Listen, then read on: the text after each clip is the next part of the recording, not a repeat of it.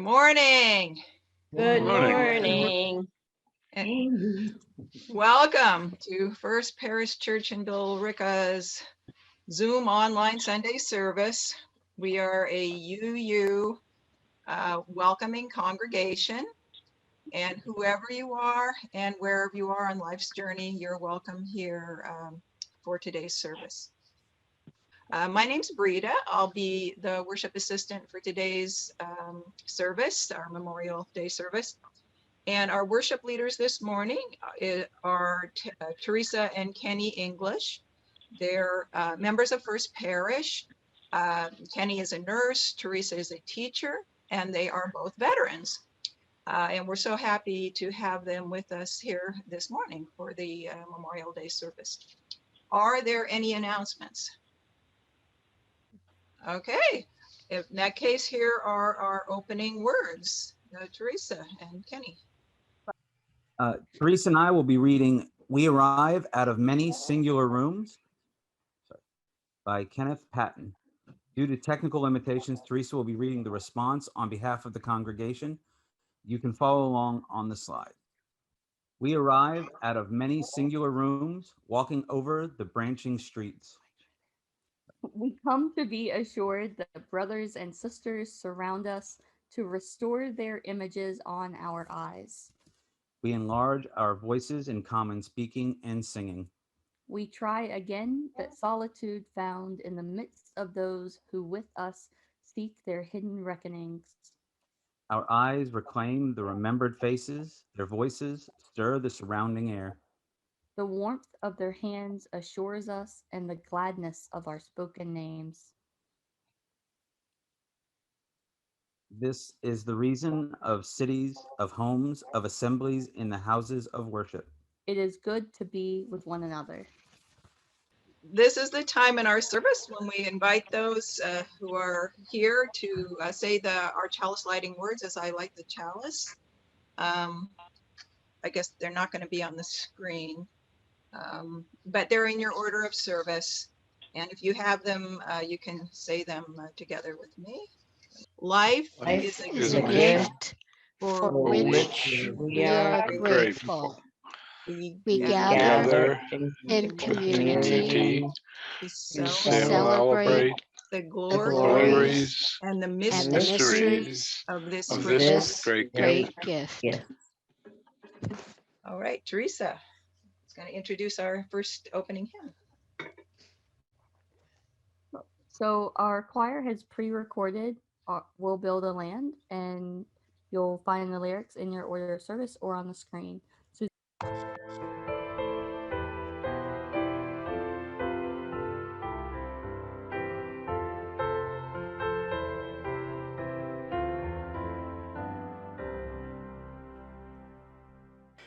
We'll build a land where we bind up the broken. We'll build a land where the captives go free, where the oil of gladness dissolves all mourning. Oh, we'll build a promised land that can be. Come build a land where sisters and brothers, anointed by God, may then create peace, where justice shall roll down like waters, and peace like a never-flowing stream. We'll build a land where we bring the good tidings to all the afflicted and all those who mourn, and we'll give them garlands instead of ashes. Oh, we'll build a land where peace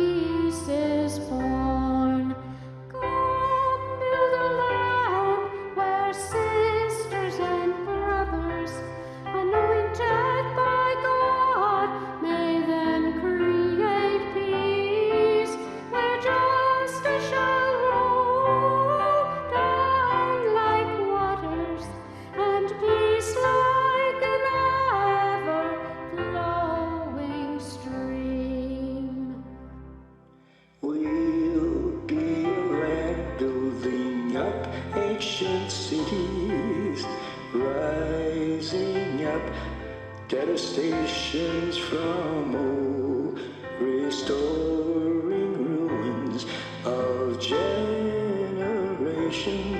Oh, we'll build a land of people so bold. Come, build a land where sisters and brothers, anointed by God, may then create peace, where justice shall roll down like waters, and peace like an ever-flowing stream. Come, build a land where the mantles of praises resound from spirits once faint and once weak, where like oaks of righteousness stand her people. Oh, come, build a land, my people we seek. Come, build a land where sisters and brothers, anointed by God, may then create peace, where justice shall roll down like waters, and peace like an ever-flowing stream.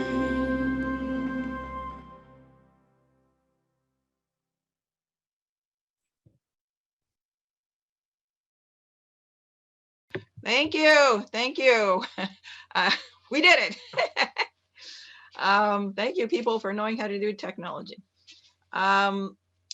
Please say with me our affirmation of faith, which I believe is going to be on the screen. Can we share that? Or you know what? Why don't I just say it and everybody can say it along with me at home if we can't. Oh, okay, great. Here we go. Love is the doctrine of this church. The quest of truth is its sacrament, and service is prayer. To dwell together in peace, to seek knowledge and freedom, to serve humanity in fellowship, to the end that all souls shall grow into harmony with the divine. Thus do we covenant with each other and with God. Thank you. Tomorrow, the last Monday of the month of May, is Memorial Day. It's a federal holiday marking the beginning of summer, discounts on linens, and a brief pause to place flowers on the graves of fallen soldiers, to never forget the ravages of war, to honor the lives sacrificed America has been in a state of war since before the founding fathers assembled in Pennsylvania. The cost of this violence is most often borne by the poorest and most disenfranchised. During the Civil War, the price of war was seen for the very first time through photographs, witnessed at Gettysburg, and felt by millions. Towns and states began hosting Memorial Day celebrations called Decoration Day. In the South, the Lost Cause mythology became intertwined with celebrations and remembrance of the millions sacrificed. Union veterans pushed back against these practices with a national holiday, and when World War I was over, a central theme emerged of remembering all the lives lost in sacrifice to the American ideals of peace, justice, and freedom. Several organizations adopted the poppy flower as their symbol of remembrance. For 150 years, we have honored the sacrifice of men and women in the military. 8 generations of loss in America's name. When will it be enough? Suzanne, do you want to introduce Amazing Grace? Sure. Jua left us a wonderful recording. It's actually a video of Amazing Grace. And obviously she's she's playing. So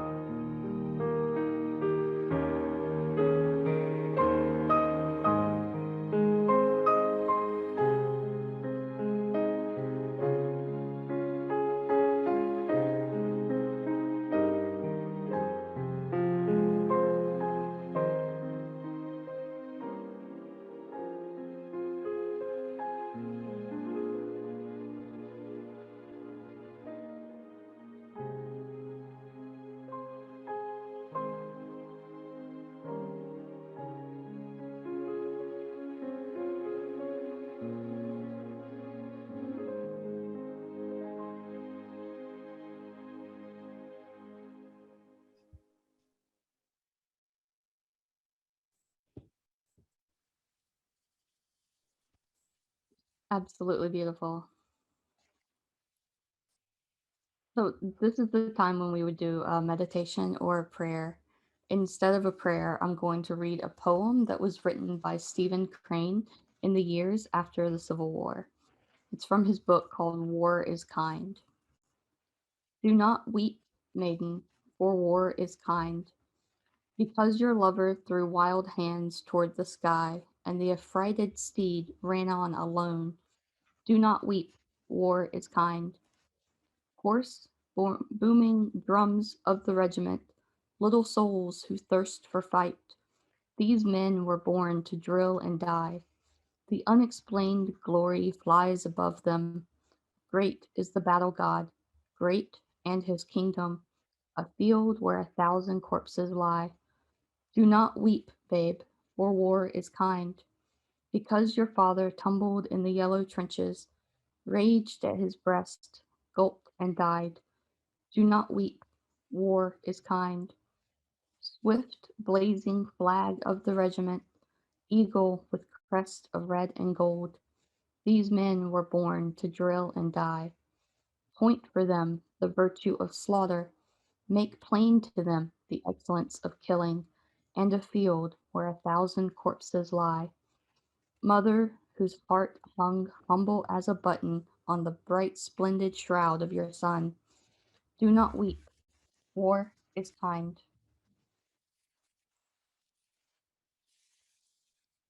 Some families bear the brunt of war more than others.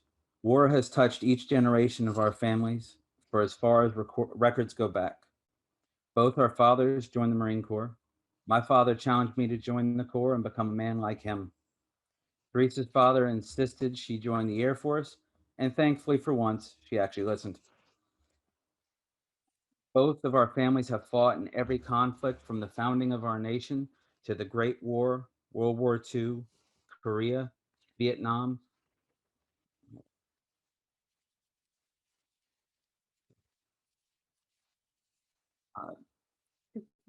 to current generations fighting in Iraq and Afghanistan. In fact, Teresa still has a living grandfather who built bases in Japan from 1944 to 1945. We both have grown up seeing the impact military service had on our families. Even the darker events that don't get talked about, such as domestic violence, alcoholism, busted knees, Agent Orange exposure, elevated cancer rates, sexual violence, and more. When we were young and idealistic, we thought war was inevitable, that we were cogs in the machine to ensure the safety, and that sacrifice was necessary and noble. Being driven home with emphasis on the old adage that freedom is never more than one generation away from extinction. The older we get, the less inevitable things look. If Colin Powell hadn't lied to the world in 2003, perhaps my husband wouldn't have a shorter life expectancy.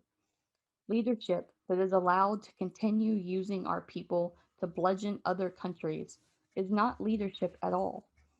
Our men and women understand from the first days of boot camp that they are expendable. We learn the dollar value of our training. We sign forms to ensure our parents can pay for our burial. 17 and 18-year-olds learn the meaning of words like executor of estate, beneficiary, and cannon fodder. Cannon fodder is a term that used to describe the perception that ground troops are expendable and are used to absorb the blast. Humans with little inherent value, like spent shells on a battlefield. The term dates back to the Napoleonic era and became popularized during World War II. And for the Star Trek fans out there, they're the red shirts. This concept is so pervasive that at Camp Pendleton, there was even a cannon fodder road, just in case we forgot. Marines, especially infantry Marines, are constantly reminded that we are disposable by our commanders who strip away our humanity. To the life insurance policy we buy and decide who our body and effects get released to in the event of our death in the first weeks of boot camp. Memorial Day has always been personal for us because we've lost countless uncles and cousins and friends. Honoring those who died in service to our country requires more from us than putting flowers on graves and politicians giving empty platitudes, the same ones year after year. As Unitarian Universalists, we must strive to do more than just remember. For every memory is meaningless in the face of endless wars. Promoting the goal of a world community with peace, liberty, and justice for all is inconsistent with war. Recognizing the inherent worth and dignity of all is not possible when lives lost are counted as soldiers killed in action or collateral damage. Living up to our principles is a challenge. Ending a system of profiting off of war at the expense of humanity is also a challenge. But collectively, human beings are capable, and UUs are leading the way. Bria? Oh, thank you. I was waiting for more, but that was very, very, yeah, very timely. And thank you for sharing your experiences. You've both given a lot, and your families know of what you speak. I just want to remind folks that our Unitarian Universalist churches are self-supporting. So your gifts is what sustain the work of the church. To donate, you can mail a check to our post office box, or you can go to our website, uubillrica.org, and click on the donate button. Let's all sing the doxology. I think we're getting better at it. Some people you can unmute. We're going to go for it. We're just going to a cappella do the doxology. Here we go. From all that dwell below the skies, let songs of love and faith arise. Let peace, goodwill Will on on earth be be sung sung to through every every land, land, by every every tongue. tongue. Amen. Amen. Now's the time in our service where we're going to extinguish the chalice. We extinguish this This flame, flame, but but not the not the light, light of truth, the warmth warmth of of community, Community or the or the fire fire fire of of commitment. commitment. These These we carry in our hearts until until we until we are are together together again. again. our last hymn. Teresa's going to introduce, and can we all please mute?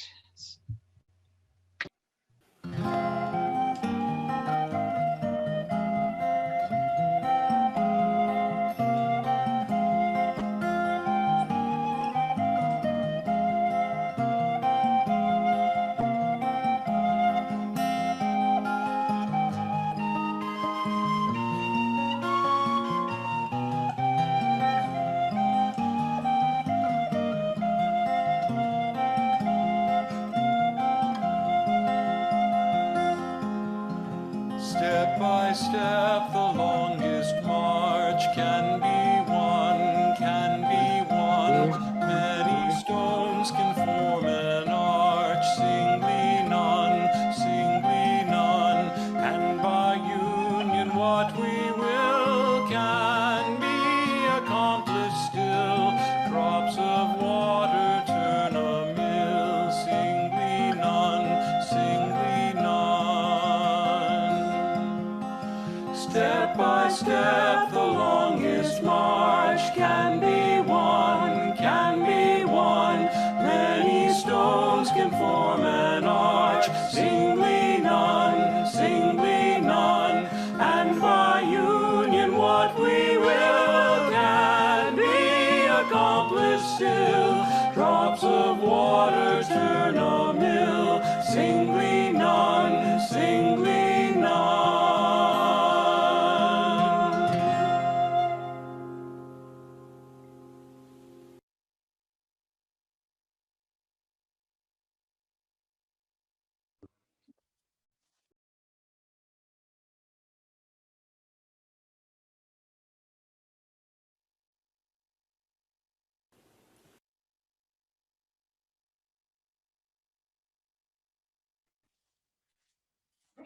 If here you have found freedom, take it with you into the world.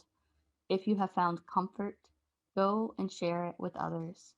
If you have dreamed dreams, help one another that they may come true. If you have known love, give some back to a bruised and hurting world. Go in peace. And thank you all for being here today. Thank you. That was wonderful. Thank you.